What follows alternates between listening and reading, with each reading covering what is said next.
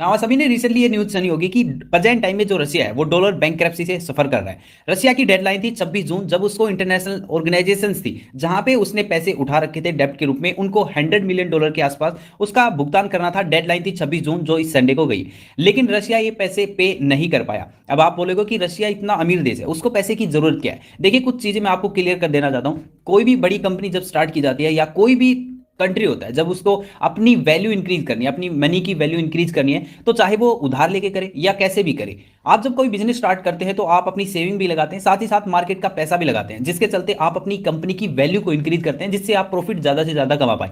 ऐसे ही देश की इकोनॉमी ग्रोथ के लिए मनी, हर कोई जो देश होता है, बड़े बड़े देश लाइक यूएसए हो गया, यूनाइटेड स्टेट ऑफ अमेरिका, ये देश भी मनी को अदर कंट्रीज हैं उनसे लेते हैं। साथ ही साथ कोई वर्ल्ड ऑर्गेनाइजेशन है लाइक आईएमएफ हो गया, इंटरनेशनल मॉनेटरी फंड, तो इनसे भी ये मनी बोरो करते हैं, लेकिन इनकी डेडलाइंस होती है।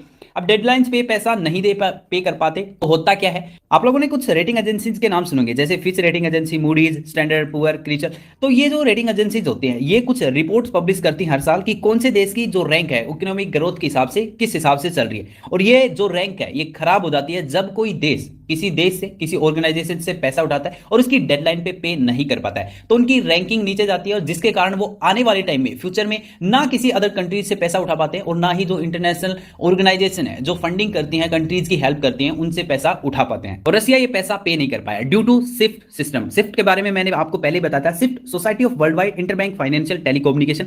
सिफ्ट सिस्टम ही ऐसा होता है जिसके द्वारा एक कंट्री दूसरी कंट्री में पैसे का लेन देन करती है। इसी के जरिए पूरा ट्रांजेक्शन होता है अदर कंट्रीज, इंटरनेशनल ऑर्गेनाइजेशन के साथ। जो रशिया और यूक्रेन का निवेदन चल रहा था, उसके चलते रशिया को स्विफ्ट सिस्टम से बाहर कर दिया था। अब रशिया का कहना है कि मैं रूबल में पे करने के लिए तैयार हूं, अगर आप मेरे को अलाउ नहीं करते स्विफ्ट सिस्टम तो मैं क्या कर सकता हूं, मेरे पास पैसे हैं, मैं देने को भी तैयार हूं। आप रूबल में ट्रेड कर लीजिए और फर्दर आप कहीं भी किसी भी कंट्रीज में इसको एज ए, आप बोल सकते हैं, यूज करते हैं, आपको कहीं और पे डेप देना है तो आप रूबल के रूप में दे सकते हैं ना। फ्यूचर में देखना होगा कि रशिया को स्विफ्ट सिस्टम यूज करने की इजाजत दी जाती है या फिर रूबल में ट्रेड किया जाता है। ये न्यूज अभी हाल ही में रशिया की तरफ से आ रही थी। Thanks for watching, subscribe the channel for daily updates. Bye, take care, have a nice day.